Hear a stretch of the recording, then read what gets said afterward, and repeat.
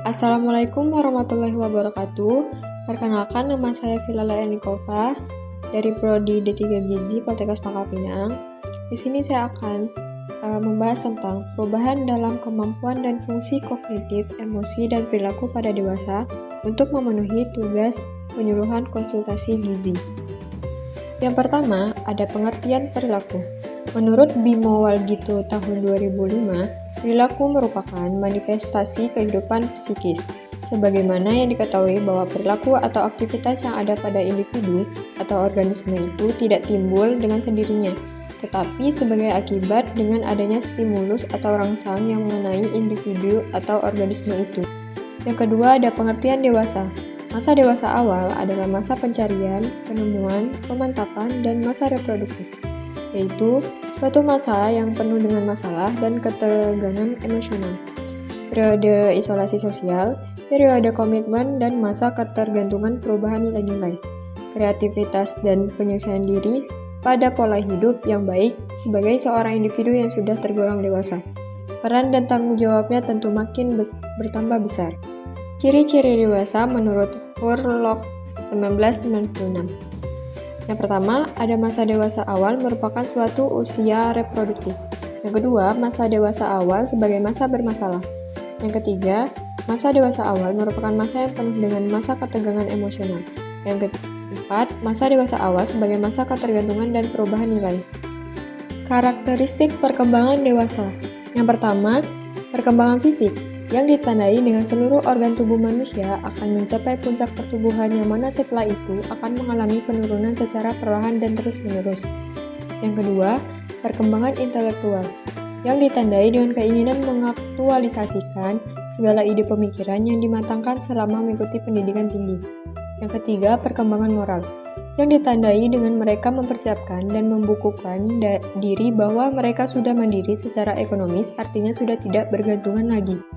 Yang keempat, perkembangan bahasa, yang ditandai dengan penggunaan bahasa yang baik dan benar disesuaikan dengan pengontrolan emosi orang dewasa itu sendiri.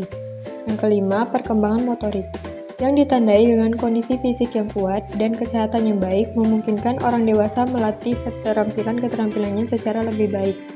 Yang keenam, perkembangan emosi, yang ditandai dengan mampu menyesuaikan diri dengan cepat sehingga mampu menguasai stabilitas emosi mereka.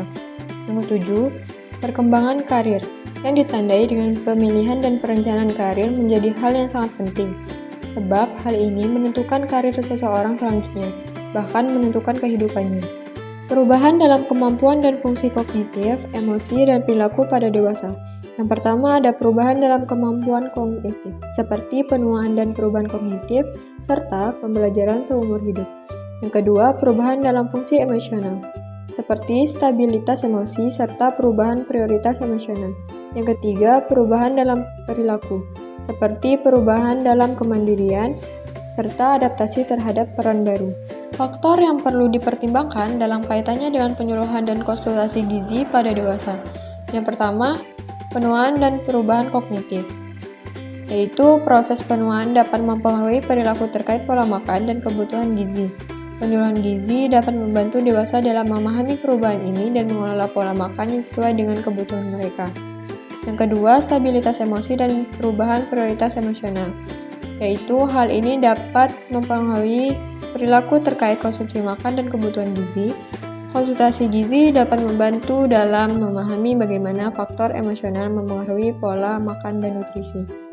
Yang ketiga, perubahan dalam kemandirian dan adaptasi terhadap peran baru, yaitu dewasa sering mengalami penurunan dalam kemandirian fisik seiring bertambahnya usia.